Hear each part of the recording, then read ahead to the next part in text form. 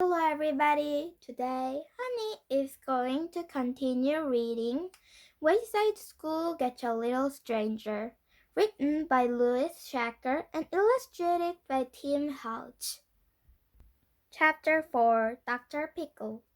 Actually, his name was Dr. Pickle, which the accent on the second syllable. But that way wasn't why everyone called him Dr. Pickle. Dr. Pickle was a psychologist. He had thick eyebrows and wore tiny glasses. He had a small beard on tip of his pointed chin. A psychologist is a doctor who doesn't cure people with thick bodies. He cures people with thick minds, although Dr. Pickle had a pretty thick mind himself. One day a woman came into his office. She smoked too much, and she wanted him to help her quit. I know that smoking is no good for me, she said as she puffed on her cigarette. It's bad for my heart. It feels like my lungs with junk. And my husband won't kiss me because my breath stings, but I can't quit. She finished her cigarette, smushed it out in an ashtray, then immediately lit another one. Have a seat, said Dr. Pickle. She sat down on the couch. Look into my eyes, said Dr. Pickle. The woman stared into his deep, penetrating eyes. Dr. Pickle held up a gold chain. At the end of the chain was a green stone that was almost transparent, but not quite. It looked like a pickle, hence his name. Watch the pickle, he said as he gently moved the chain. The pickle went back and forth, back and forth, back and forth. The woman's eyes went back and forth, back and forth, back and forth. Put down your cigarette, Dr. Pickle said in a strong but gentle voice. The woman set down her cigarette in the ashtray as she continued to stare at the pickle. You are getting sleepy, said Dr. Pickle. Your eyelids are getting heavy. The woman blinked her eyes. When I count to three, said Dr. Pickle, you will fall into a deep, deep sleep. 1, 2, 3. The woman's eyes closed. Dr. Pickle put down the pickle. Can you hear me? He asked. Yes, said the woman in a low voice from deep inside her. You will do what I say, said Dr. Pickle. I will do what you say, the woman repeated. I'm going to count to 5, said Dr. Pickle, and when you will wake up. And then, as usual, you will want to smoke a cigarette. I will want to smoke a cigarette, the woman repeated. But when you put the cigarette in your mouth, said Dr. Pickle, it will feel just like a worm, a wiggling, slimy worm. A yucky, icky worm, repeated the woman. Good, said Dr. Pickle. Now just one more thing. He rubbed his beard and smiled. Whenever your husband says the word potato, you will slap him across the face. When Fred says potato, I will slap his face. Good, said Dr. Pickle. He counted to 5. The woman woke up.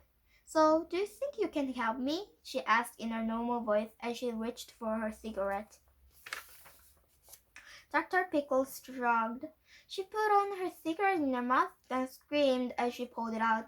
She looked at the cigarette, puzzled. She said. She placed it back in her mouth, then spit it out onto the floor. I'm sorry, she said, a little confused. She picked up the cigarette and put it on the ashtray. That's all right, said Dr. Pickle. She took out a new cigarette from her pack. As soon as she put it on her mouth, she spit it out too. I'm sorry, she said again. I don't know what's come over me. She walked out of his office shaking her head. She dropped her pack of cigarettes on the tray. She never smoked again. It was an interesting thing about the word potato. Whenever Fred said it, she slapped him, and he'd ask her why she slapped him, but she never remembered slapping him. So they'd get in a big fight, calling each other crazy. And then they'd kiss and make up, which was nice because her breath didn't stink. They never figured out it had anything to do with saying potato. How could they? But deep down, they both had must realize this somehow because they were used to eat lots of potatoes. They gradually ate fewer and fewer until they finally stopped eating them altogether. Dr. Pickle was a good doctor, but he kept playing those tricks on jokes on people. There was a woman who quacked like a duck whenever she saw a freight train with more than 20 cars. There was a man who took off his shoes anytime someone said parking meter. Eventually, Dr. Pickle was caught and he was no longer allowed to practice physiatry, so he had to find another job. He became a counselor at an elementary school. Chapter 5, A Story with a Disappointing Ending. Paul's father was a security guard at a museum. The museum had a very famous painting. It was painted by Leonardo da Vinci. It was called Mona Lisa. Next to the painting was a sign, "Do not touch." All day, Paul's father made sure nobody touched the painting. At night, after the museum closed, Paul's father was alone, just him and the Mona Lisa.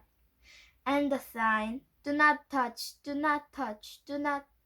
He was dying to touch it. His tips of fingers tangled with desire. But this story isn't about Paul's father. It's about Paul. Paul was a student in Mrs. Jules's class. He sat behind Leslie. Leslie had two long brown pigtails that reached down to her waist. They just hang there all day right in front of Paul's face. The Mona Leslie. "Do not touch, do not touch, do not." Paul reached out, grabbed, and yanked. "Ah!" screamed Leslie. Mrs. Jules sent Paul to the counselor's office. The counselor's office was on the fourth floor. Paul had never been there before. Like every student in Wayside School, he was afraid of the counselor. The counselor had a very scary face, with big bushy eyebrows and a little beard on his pointy chin. Paul knocked on the door. "Come in," said the counselor. Paul entered and sat down on the couch. "What's the problem?" asked the counselor. "I pulled Leslie's pigtails again," said Paul. "I know it's wrong, but I can't just help myself." "Watch the pickle," said the counselor. Paul's eyes went back and forth as he stared at the swaying pickle. "You're getting sleepy," said the counselor. "Your eyelids are getting heavy." Paul suddenly felt very tired. He could hardly keep his eyes open. "When I count three," said the counselor, "you will fall into a deep, deep sleep. 1, 2, 3. Paul closed his eyes. He wasn't exactly asleep. He felt like he was living in a dream, but it was a very pleasant dream. He felt happy and safe. "Can you hear me?" asked the counselor. "Yes," said Paul. He was no longer afraid of the counselor. In fact, he liked him a lot. "You will do what I say," said the counselor. "I will do what you say," Paul repeated. "I'm going to count to 5, said the counselor, "and then you will wake up. You will return to your classroom. You will take your seat behind Lassie. You will want to pull one of her pigtails, but when you reach for it, it will turn into a rattlesnake." "Leslie's pigtails are rattlesnakes," said Paul. "Very good," said the counselor. "Now just one more thing." He rubbed his beard and smiled. When Leslie said the word pencil, her ears will turn into candy, the most delicious candy in the world, the candy of your dreams." Paul licked his lips. He could almost taste the rich chocolate and chewy caramel. "And you will try to eat the candy. When Lassie says pencil, I will eat her ears," said Paul. The counselor counted to 5. Paul's eyes blinked open. "You may go back to your class now," said the counselor. "I'm not in trouble?" asked Paul. "No," said the counselor. Paul shrugged. He returned to class. As he passed Lassie, she stuck out her tongue at him. He sat down behind her. "What the counselor do to you?" asked Eric Fry. "Nothing," said Paul. "He's a nice man." He looked at his Leslie's pigtails. He had pulled one of the left, but he still wanted to pull the one in the right. He longed for it. He hissed at him. Its tail rattled. He screamed and fell back over his chair. Everyone laughed. "Paul, are you all right?" asked Mrs. Jules. I guess so," said Paul, getting back up. He didn't feel much like pulling Leslie's pigtails anymore. It was just a short while later that Leslie's pigtail point broke. "Oh, great!" she complained. "What's the matter?" asked Jenny, who sat next to Leslie. Leslie showed her the broken pencil point. "You want to borrow mine?" said Eric Fry, who sat behind Jenny. "No, I'll go just sharpen it," said Leslie. She went to the back of the room and sharpened her pencil. She returned to her seat. She set the pencil on her desk, but it rolled off when she sat down. "Hey, where did it go?" she asked, turning around. "Where did what go?" asked Paul. "There it is," said Jenny, "under Paul's desk." "What's under my desk?" said Paul. "I'll get it," said Eric Fry. He reached under Paul's desk, picked up the pencil, and handed it to Leslie. She thanked him, and everyone returned to work. Chapter 6. Pet Day. All the kids in Mrs. Jules's class brought a pet to school. The room was very noisy. Dogs barked, cats meowed, a frog croaked, a pig squealed, a cow mooed, birds tweeted. Mrs. Jules held up 2 fingers. All the animals became quiet. Stephen didn't have a pet, so he brought an orange. He kept it in a cage on his desk so it couldn't escape. Todd brought Ralphie, his baby brother. "Todd," said Mrs. Jules. Todd barked. "You cannot have a pet human," said Mrs. Jules. "He doesn't bite," Todd assured her. Joy told Todd to sit and be quiet. Mrs. Jules got a large piece of poster board from the supply closet. "Let's make a chart," she said. Across the top of her chart she wrote, "Name of kid, kind of pet, name of pet." She started with Dee Dee. She wrote Dee Dee under name of kid. "And what, you have a dog," she said. "Cat," said Dee Dee. "Cat?" asked Mrs. Jules. Dee Dee nodded as she petted her dog. Mrs. Jules moved on to Ron. "Ron, I see you have a cat." "Dog," said Ron as he stroked the cat on his lap. Mrs. Jules shrugged. "Okay," she said. "He's my dog," said DJ. "Ron has your dog?" asked Mrs. Jules. "Ron has a cat," said DJ. "That's what I thought," said Mrs. Jules. "But what's a dog?" said Jenny. Mrs. Jules covered her ears and shook her head. "Let's start all over again," said Mrs. Jules. She got a new piece of poster board from the supply closet. "Mac, what's your dog's name?" "What's my dog's name?" said Jenny. "I'm not talking to you, Jenny. I'm talking to Mac." "He can't talk," said Mac. "Who can't talk?" asked Mrs. Jules. "Mac," said Mac. Billy barked at Mac. Mac barked at Billy. Todd barked at both of them. Joy made Todd lie down by her feet. Mrs. Jules moved on. "What's your pet, Myron?" she asked. "Your pet's a turtle," said Shirley. "What?" said Mrs. Jules. What's a Jenny's pet?" said Shirley. "Jenny's pet is a dog," said Mrs. Jules. "What's his name, Jenny?" Jenny nodded. Her dog sat up straight and tall and seemed to smile at Mrs. Jules. "He's handsome," said Mrs. Jules. "My mouse is handsome," said Benjamin. Benjamin had a little white mouse on a cage on his desk. "If you like mice," said Dana, making a face. "Mrs. Jules likes mice," said Calvin. "She eats them." "Gross," said Dana. "He won't come when you call him," said Kathy. "He doesn't know his name." Billy meowed. "Will Mrs. Jules eat yogurt?" said John. "No way," said Calvin. "I will too," said Mrs. Jules. "I like yogurt. I like strawberry best." Mauricia beamed. "Mrs. Jules likes strawberry best," she bragged. "You shouldn't pick favorites," complained Dana. "Do you like crackers, Mrs. Jules?" asked Randy. "Don't worry," said Calvin. Mrs. Jules won't eat crackers. How do you know what I'll eat, Calvin? Said Mrs. Jules, a little annoyed. I like eating crackers on cheese on top. Oh, gross, said Myron. He won't come when you call him, Kathy said again.